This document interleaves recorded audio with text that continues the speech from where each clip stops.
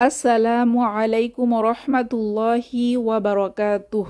বিসমিল্লাহির রহমানির রহিম। প্রিয় শিক্ষার্থী বোনেরা, আহলান ওয়া সাহলান সিফাতের আরও একটি ক্লাসে। আজকের ক্লাসে আমরা আরবি প্রতিটি বর্ণমালা বা হরফ থেকে আলাদা আলাদাভাবে কারণসহ সিফাতগুলো খুঁজে বের করার চেষ্টা করব ইনশাআল্লাহ। তাহলে চলুন শুরু করা যাক। আমাদের প্রথম হরফ আলিফ। আলিফ এই হরফটিতে 5টি সিফাত বিদ্যমান। আমরা যদি প্রথমেই খেয়াল করি এটি হামস নাকি জাহার, আমরা দেখতে পাচ্ছি এটি জাহার। কারণ মাখরাজ থেকে উচ্চারণের সময় আলিফে কোনো বাতাস জারি থাকে না, মাখরাজ থেকে প্রথমে আর কি বাতাস জারি থাকে না, বাতাস বন্ধ থাকে, তাহলে এটি জাহার। আমাদের দ্বিতীয় জোড়া ছিল সিদ্দাহ তাওয়াসুত রখওয়া, তাহলে আলিফ হচ্ছে রখওয়া, কারণ আলিফে আওয়াজ পরিপূর্ণ জারি থাকে। এরপর তৃতীয় জোড়ায় ছিল ইস্তিআলা ইস্তিফাল, তাহলে আলিফ হচ্ছে ইস্তিফাল, কারণ আলিফ উচ্চারণের সময় জিহবার গোড়ার নিচের দিকে চেপে থাকে এবং আওয়াজটা পাতলা হয়।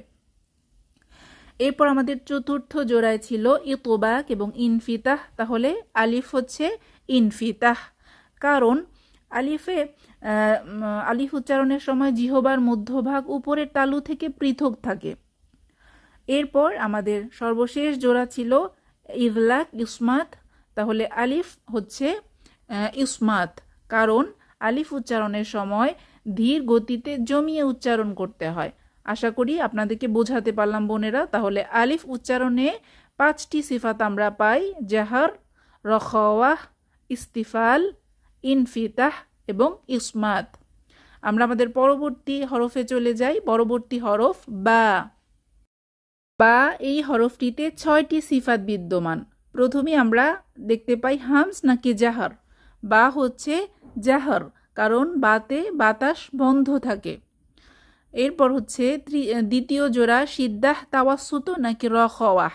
বা হচ্ছে সিদ্দাহ, কারণ বাতে আওয়াজ বন্ধ থাকে, তাহলে বাতে বাতাস বন্ধ, আওয়াজ বন্ধ, জাহার এবং সিদ্দাহ। আমাদের তৃতীয় জোড়ায় ছিল ইস্তিআলা ইস্তিফাল। বা হচ্ছে ইস্তিফাল, কারণ বা উচ্চারণের সময় জিহবার গোড়ার নিচের দিকে চেপে থাকে, তাই আওয়াজটা বারিক হয় বা পাতলা হয়। আমাদের পরবর্তী জোড়া ইতবাক ইনফিতাহ, এটার মধ্যে বা হচ্ছে ইনফিতাহ, কারণ বা উচ্চারণের সময় জিহবার মধ্যভাগ উপরের তালু থেকে পৃথক থাকে। এরপর বা কি ইজলাক নাকি ইসমাত। বা হচ্ছে ইজলাক, কারণ বা দ্রুত এবং সহজে উচ্চারিত হয়। এরপর আমরা দেখতে পাচ্ছি বিপরীত ছাড়া যে সিফাতগুলোর মধ্যে বা হচ্ছে কলকলা, কারণ বা উচ্চারণের সময় প্রতিধ্বনি বা পাল্টা আওয়াজের সৃষ্টি হয়। তাহলে বাতে আমরা 6টি সিফাত দেখতে পাচ্ছি, জাহর, সিদ্দাহ, ইস্তিফাল, ইনফিতাহ, ইজলাক এবং কলকলা। আমাদের পরবর্তী হরফ তা। তা এই হরফটিতে আমরা 5টি সিফাত দেখতে পাচ্ছি। প্রথমেই হামস নাকি জাহার। তা হচ্ছে হামস, কারণ তাতে বাতাস চালু থাকে। এরপর সিদ্দাহ তাওয়াসুত নাকি রখওয়া। তা হচ্ছে সিদ্দাহ, কারণ তাতে আওয়াজ বন্ধ থাকে, তাহলে আওয়াজ বন্ধ, বাতাস চালু তাতে। এরপর তাতে তা ইস্তিআলা নাকি ইস্তিফাল। তা হচ্ছে ইস্তিফাল, কারণ তায়ের উচ্চারণ বা আওয়াজ পাতলা, তা উচ্চারণের সময় জিহবার গোড়া নিচের দিকে চেপে থাকে। এরপরের জোড়া আমাদের ছিল ইতবাক ইনফিতাহ, তাহলে তা কি ইতবাক নাকি ইনফিতাহ। তা হচ্ছে ইনফিতাহ, কারণ তা উচ্চারণের সময় জিহবার মধ্যভাগ উপরের তালু থেকে পৃথক থাকে। পরবর্তী জোড়া ইজলাক ইসমাত, তাহলে তা হচ্ছে ইসমাত, কারণ তা ধীর গতিতে জমিয়ে উচ্চারণ করতে হয়। আশা করি বোঝাতে পারলাম বোনেরা। আমাদের পরবর্তী হরফ সা। সা এই হরফটিতে আমরা 5টি সিফাত পাই। প্রথমেই হামস নাকি জাহর।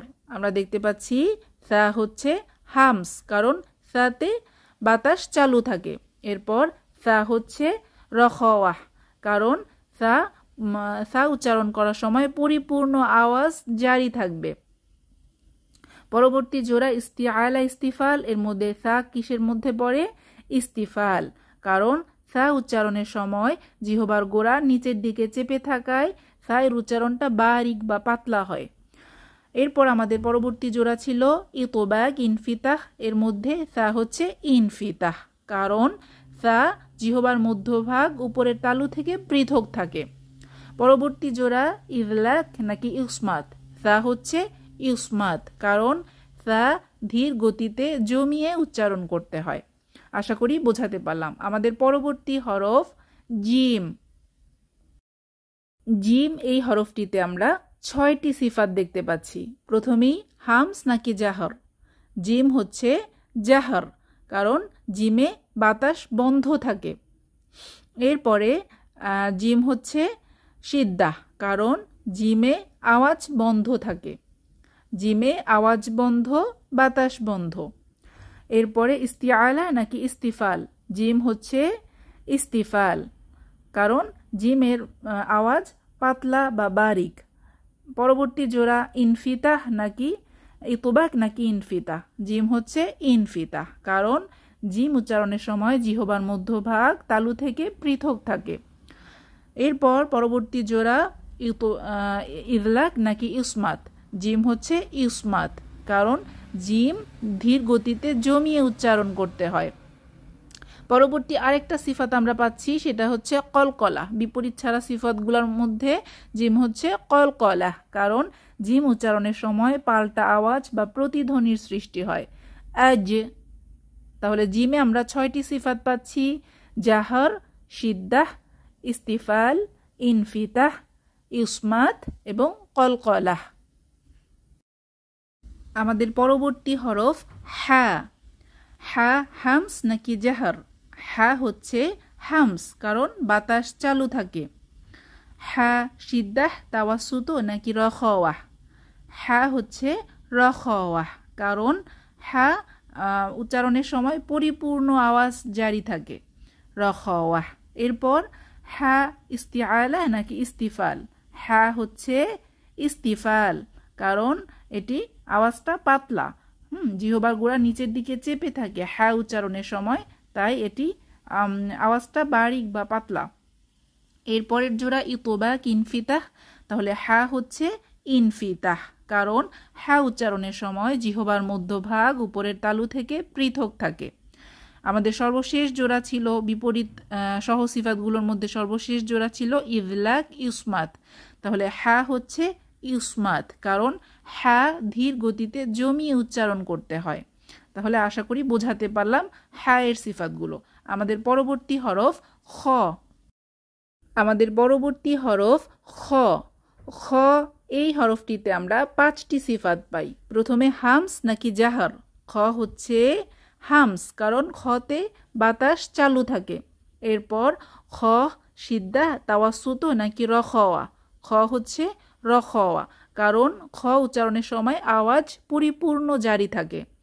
পরবর্তীতে আমাদের জোড়া ছিল ইস্তিআলা ইস্তিফাল, তাহলে খ হচ্ছে ইস্তিআলা, কারণ খ উচ্চারণের সময় জিহবার গোড়া উপরের দিকে উঠে যায়, তাই আওয়াজটা ভারী হয় বা পুর হয়, তাহলে খ হচ্ছে ইস্তিআলা। আমাদের পরবর্তী জোড়া ছিল ইতবাক ইনফিতাহ, এর মধ্যে খ হচ্ছে ইনফিতাহ, কারণ খ উচ্চারণের সময় জিহবার মধ্যভাগ উপরের তালু থেকে পৃথক থাকে। আমাদের সর্বশেষ জোড়া ইজলাক ইউসমাত, তাহলে খ হচ্ছে ইউসমাত, কারণ খ উচ্চারণের সময় ধীর গতিতে জমিয়ে উচ্চারণ করতে হয়। আশা করি খ এর সিফাতগুলো আমরা বুঝতে পারলাম। আমাদের পরবর্তী হরফে আমরা চলে যাই দাল।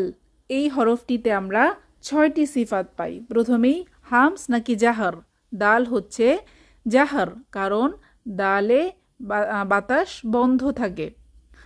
এরপর আমরা দাল কি সিদ্দাহ তাওয়াসুত নাকি রখওয়াহ, দাল হচ্ছে সিদ্দাহ, কারণ দালে আওয়াজ বন্ধ থাকে। এরপর দাল ইস্তিআলা নাকি ইস্তিফাল, দাল হচ্ছে ইস্তিফাল, কারণ দাল উচ্চারণের সময় জিহবার গোড়া নিচের দিকে চেপে থাকে, তাই আওয়াজটা পাতলা বা বারিক হয়। এরপর দাল ইতবাক নাকি ইনফিতাহ, দাল হচ্ছে ইনফিতাহ, কারণ দাল উচ্চারণের সময় জিহবার মধ্যভাগ উপরের তালু থেকে পৃথক থাকে। আমাদের পরবর্তী জোড়া ইজলাক ইসমাত, তাহলে দাল হচ্ছে ইসমাত, কারণ দাল ধীর গতিতে জমিয়ে উচ্চারণ করতে হয়, দাল। আমরা বিপরীত ছাড়া সিফাতগুলোর মধ্যে দেখতে পাচ্ছি দাল হচ্ছে কলকলাহ, কারণ দাল উচ্চারণের সময় প্রতিধ্বনি বা পাল্টা আওয়াজের সৃষ্টি হয়, যেমন আদ। আশা করি বোঝাতে পারলাম। দালে আমরা 6টি সিফাত পেয়েছি। আমরা আমাদের পরবর্তী হরফ দালে চলে যাই। দাল এই হরফটিতে আমরা 5টি সিফাত পাই। প্রথমেই হামস নাকি জাহর? দাল হচ্ছে জাহর, কারণ দাল উচ্চারণ করার সময় বাতাস বন্ধ থাকে। এরপরে সিদ্দাহ তাওয়াসুত নাকি রখাওয়া? দাল হচ্ছে রখাওয়া, কারণ দাল উচ্চারণের সময় আওয়াজ পরিপূর্ণ জারি থাকে। এরপর ইস্তিআলা নাকি ইস্তিফাল? দাল হচ্ছে ইস্তিফাল, কারণ দালের আওয়াজ পাতলা বা বারিক হয়। এরপর ইতবাক নাকি ইনফিতাহ? দাল হচ্ছে ইনফিতাহ, কারণ দাল উচ্চারণের সময় জিহ্বার মধ্যভাগ উপরের তালু থেকে পৃথক থাকে। আমাদের পরবর্তীতে আমরা দেখতে পাচ্ছি ইজলাক নাকি ইসমাত? দাল হচ্ছে ইসমাত, কারণ দাল উচ্চারণ করতে হয় ধীর গতিতে জমিয়ে। আশা করি বোঝাতে পারলাম বোনেরা। আমাদের পরবর্তী হরফ রতে আমরা চলে যাচ্ছি। র হরফটিতে আমরা 7টি সিফাত পাই। তাহলে দেখি প্রথমেই হামস নাকি জাহর? র হচ্ছে জাহর, কারণ রতে বাতাস বন্ধ থাকে। আওয়াজের দিকটা যদি আমরা দেখতে চাই, র সিদ্দাহ তাওয়াসুত নাকি রখাওয়া? র হচ্ছে তাওয়াসুত, যেটাকে আমরা বাইনিয়াও বলেছিলাম, কারণ র এর আওয়াজটা মাঝামাঝি বা আংশিক জারি থাকবে। তাহলে র হচ্ছে তাওয়াসুত বা বাইনিয়াহ। এর পরবর্তী জোড়া আমাদের ইস্তিআলা ইস্তিফাল। তো র হচ্ছে ইস্তিফাল, কারণ র পাতলা বা বারিক করে পড়তে হয়। তবে আমরা মনে রাখবো রয়ের উপরে জবর এবং পেশ ধরে পড়লে রকে মোটা করে পড়তে হয়, আর জেড ধরে পড়লে পাতলা করে পড়তে হয়। সেটা যখন আমরা কোরআন থেকে পড়তে যাব তখন বিষয়টা আরও ভালোভাবে বুঝতে পারবো ইনশাল্লাহ। আপাতত আমরা রকে ইস্তিফাল হিসেবেই পড়ি।